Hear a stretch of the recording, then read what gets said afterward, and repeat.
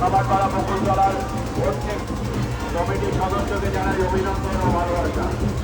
আপনারা আস্তে আস্তে মসজিদে এগিয়ে যান, আপনারা মসজিদে এগিয়ে যান, আস্তে আস্তে এগিয়ে আপনাদের শিক্ষা ব্যবস্থা হয়ে গেছে, আপনারা আস্তে আস্তে আপনাদের মসজিদে এগিয়ে যান। আপনাদের ওইটা সংঘ নটরাজ মসজিদে এগিয়ে আসছে, দাঁড়িয়ে যাতে রাস্তা পরিষ্কার থাকে তার ব্যবস্থা করছে। রাজবাগানের